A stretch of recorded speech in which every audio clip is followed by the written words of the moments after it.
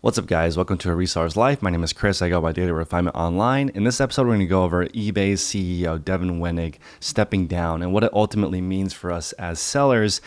And overall, really doesn't mean much, but I do think there's three things that we can learn from it because they apply to our businesses as well. And the first one is I think Devin was brought in to increase profitability. And I think he did that. Basically the fees went up because he introduced promoted listings, or at least they started doing heavy advertising on it. The actual workflow of the website has changed dramatically in a sense that it's much easier now to pay a promoted listings rate where you don't fully understand what you're paying for. There's also the controversy that if people use ad blocker, those ads don't show up. So you're essentially paying more money to get your items promoted and people aren't seeing that visibility, right? So there's a little bit of turmoil with that. But as far as increasing profitability, he made it really easy to spend more money on advertising. So I think that did work. During this reign, also there was a 4% item not as described penalty introduced. I don't know if this is new or not, but it's definitely more mainstream, getting a 4% penalty on gross revenue if you don't meet a criteria that eBay doesn't disclose. I actually made a video on this saying this is probably illegal. You can't penalize people and then not tell people why. It basically is discretionary. eBay says you are below the standard of your peers. We're going to penalize you. There are people who have eBay's highest designation of top rated seller.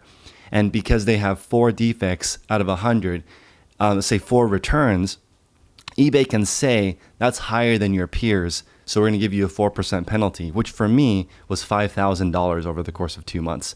They can give this penalty and then not tell you who your peers are. That's crazy to me, and I don't know what's going to happen with that because as a seller, I'm sure in our user agreement, it says that they can just invent fees for no reason. But I do think that's a little bit shady.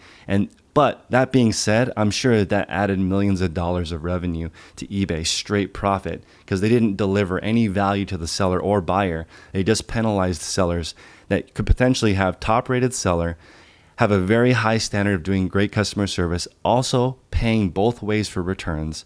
So imagine that you're selling on the platform, you pay for return shipping, and you pay for shipping to the customer. You have to get both. You have to receive the item back. The item could be in a different condition than you sent it to the customer. So you already are dealing with all those fees. And then now eBay penalizes you 4% on your entire store for having an above standard rate that they just invent. So that being said, do I think eBay increased its profitability during this reign? 100%. There was not that many business developments from the seller or buyer side. eBay's sites remained basically the same. It hasn't changed that much. In fact, I can count on eBay being almost the same year to year to year. That's why I don't think this change really does anything. If they want to bring in somebody to make eBay's marketplace amazing, then sure, that will change it for sellers. But currently, I feel like they were just not doing too much business development and just increasing fees, which of course is going to make the company way more profitable. For us internally, you can definitely do that for short-term gains.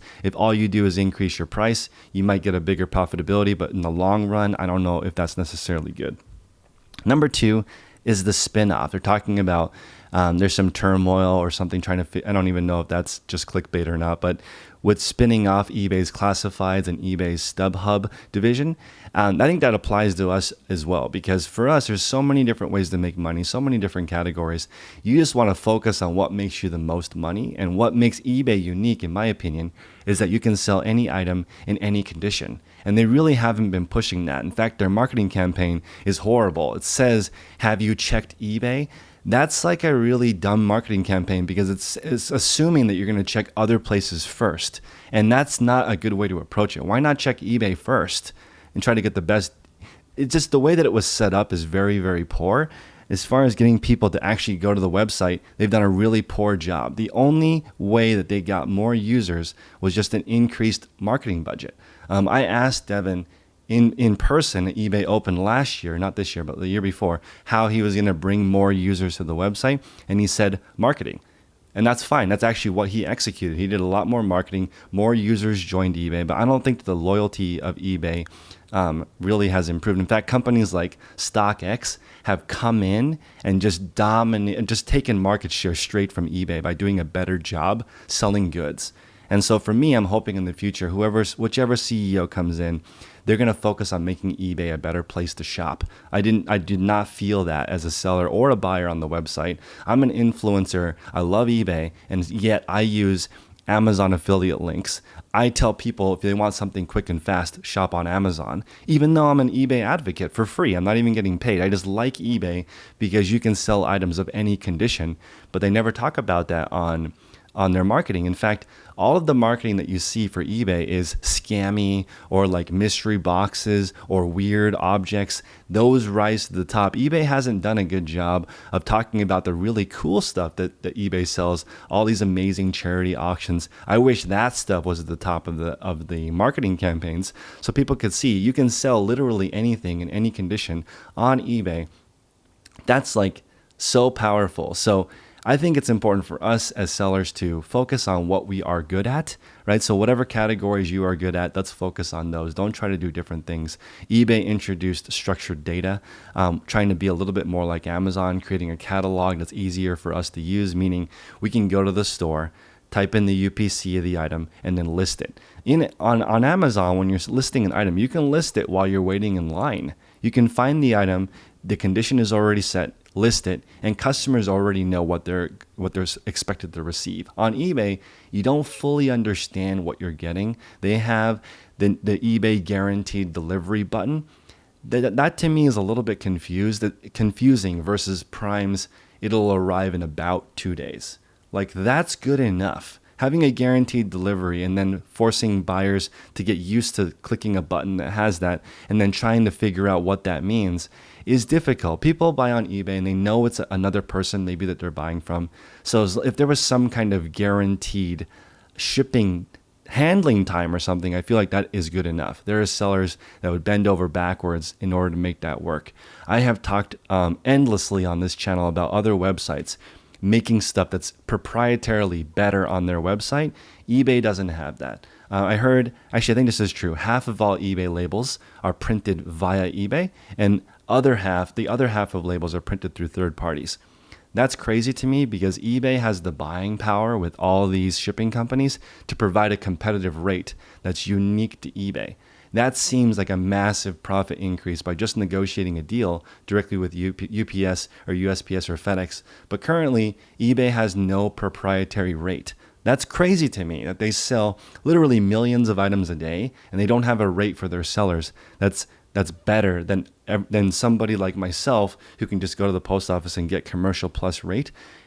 Just selling a few hundred items a day, you can get that discount. eBay with millions of transactions can't negotiate something like Poshmark with their Posh Post, which is $6.79 for up to a 5-pound flat rate box. That can be up to $10 cheaper than the post office. So of course, if you sell shoes like myself, you're going to heavily move your assets away from eBay because there are at least a dozen sites that have a cheaper shipping rate than the second largest e-commerce company. That is mind-blowing to me. Okay, now finally is the business improvements. This is something I think is really, really critical to understand. eBay did more advertising, but they didn't do what the market wanted, which is basically make the shipping and returns really easy to understand. That's like the main thing for me. I think that's when you want something right away, you do not shop on eBay. That's a huge problem. I think eBay needs to move towards guaranteed handling. Also, they can gamify it so that sellers are more motivated to make shipping faster. And one way to do that is on Poshmark, there is a average shipping time indicator. And it's like either 1 business day or 2 business days and internally for sellers, there's actually a decimal point. It says you ship in 1.1 days or 1.2 days.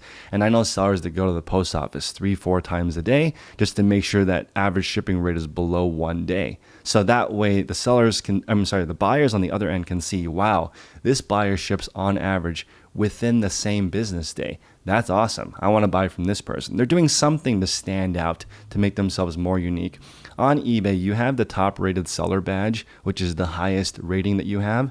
I'm sure it costs a lot of eBay resources to create that, and that doesn't mean anything. What does top rated seller mean to the buyer? It doesn't even mean anything as a seller. I don't know what that means. And the fact that you can have a top rated seller badge and still be penalized 4% for being below your peers is crazy to me. That would mean eBay giving you an award and then still penalizing you 4%.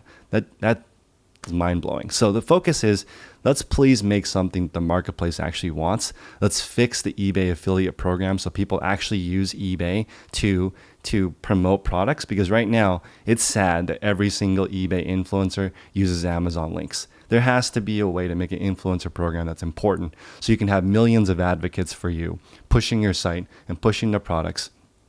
The number one thing you can do in your business, which is what you should take out of this video, and if you appreciate this type of content, please like, comment, and subscribe. But the number one outtake is, the number one thing you can do to earn more profit is to outsource different tasks so that you can focus on more important stuff. And looking at eBay, they basically reduced all business development stuff and just focused on making profit for a few years. Totally fine. But for us, I think it's important to always put money into things that the market wants. Spend more money on what your customers are looking for. Spend more money on making your products easier to understand. Make your return policy easy to understand. I think it's actually insane. When you are a new seller hopping on the eBay, you need to take like a short tutorial on how to ship an item and how to understand the return policy. The return policy should be, you can return an item for any reason, asterisks, and then people can read through the fine print and figure out what's the reason for it. Instead of having literally 5 different return policies that make it confusing for everybody, just make one. Instead of having 75 different ways of shipping, let's have a few proprietary ways that eBay can ship. If eBay had a flat rate cubic box, and this is available through the post office, but not available on ebay.com, which is cubic shipping. I know it's something that they are working on, but as an example, as a shoe seller, I can ship something based on the volume of the item. So a 12 by 15 soft envelope can ship as 0.3 cubic feet through the post office, and it makes this package, even though it can be up to 20 pounds, it makes it ship based on the volume versus the weight of the item. So I can ship an item from California all the way to New York City for under $9, even if it's 20 pounds. This is a huge advantage that eBay's website won't let you do because they don't offer cubic shipping currently. So people use third-party software to run that, like myself. I use pirateship.com. They're giving me what the customer wants, which is an easy shipping integration. It integrates with eBay's shipping system better than eBay integrates with eBay's shipping system. It's easier to use than eBay's system. That's mind-boggling to me. Look at also the contrast between Mercari and Poshmark providing the label for the seller. If you are a brand new seller, do you really want to learn how USPS works? And there's literally 75 different ways to ship an item. That's insane. Why don't they just say, we have an eBay box, it's proprietary. You can order them for free, or you can pick them up at your post office. Anything that fits in there ships for $9. That's really, really easy to understand for the consumer, and that would get more people to sell on eBay. Right now, it makes me sad that people that are younger don't understand eBay, don't understand what people would buy and sell on it, and that's mind-blowing. One last thought, which is eBay's community. I have to rag on them because it's terrible. The way that the eBay community system is set up, the people who make eBay really popular, who are the eBay sellers, don't get any assets from the company. That is a huge problem. I'm not bagging on eBay's community team. I'm bagging on the way they handle the current community leaders, which are, in my opinion, the people like myself who talk about selling on eBay, have an influence of literally millions of people across the nation listen to us for different ideas on how to sell stuff online, right? These people like myself and other people who do the same thing, who advocate the company, need actual assets, things that are interesting, things that we can share with the community to help people sell better. eBay has been doing a little bit better in a sense that they have like an eBay for business mentality, but there needs to be more people who actually sell with some actual assets that are unique so that they can push this product. That's very, very inexpensive. Take the money from the campaign. Have you checked eBay, which is moronic in my opinion, and give it to the people who talk about eBay nonstop and actually do it. People who go out there and sell stuff, have a store. These are incredible. Right now with this movement of minimalism blowing up and people decluttering, Marie Kondo, like she should be president because decluttering is making people super happy. This is really important. And I think it's crazy to me that eBay's marketing team doesn't spend a fortune on the people who talk about it nonstop, and they don't have an influencer program that makes sense, because we get half of the eBay fees on a transaction that we point to eBay, instead of Amazon's much more robust influencer program, which is like around 4 to 6%, which is very aggressive. You can tell how hungry Jeff Bezos is to grow the traffic to the website, and that's why they're dominating. I feel like it's not even close. You ask any young person where they shop and where they sell, and they're thinking about Amazon. They want to learn how to use the Amazon seller app, which is a little bit more complex, a little more professional based, but they're moving that direction because trying to understand how eBay does stuff is very complicated. So hopefully the new CEO comes in, they make the website easier to browse, they make the selling experience better, they add cost of goods sold. This makes me want to stab somebody. In the 1990s, when eBay was invented, people were like, don't you think it would be useful if we could put in how much we pay for an item right when we're listing, so it's easier for us to do accounting later? And eBay said, no, we'll do it after the fact, so you can click through 5 different menus to add the cost of goods sold. Why would you do that when all of the people who use your website want cost of goods sold right in the beginning, so we can keep track like every other website? Also, last gripe is when you list on eBay, you don't actually know how much you're getting back. And that's really easy. To add that into the UI or the user interface is very straightforward. You could just put at the very bottom, after you sell your item, this is how much you will receive. Not doing that makes people scared to sell on your platform. That seems super obvious to me. Every other website does that. But for some reason, eBay likes to surprise you a month later with a bill that's super confusing. And I don't believe it. I don't believe that a tech company in San Jose can't do fee netting. Fee netting is taking the money first, like Amazon.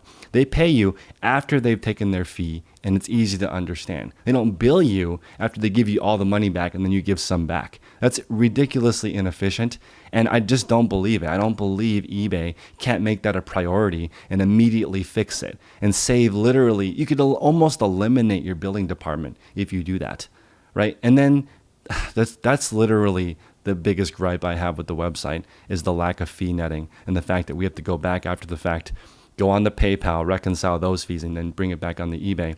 And I am really afraid of the transition from eBay moving to Adyen as a payment processor, because they've totally botched every single transition in the last recent time that I've been selling on the website. So the fact that they're going to be able to reliably deliver the money to the customer, to the sellers, is not clear to me. And it's odd because the company that they're using, Adyen, I believe they do Airbnb and Etsy.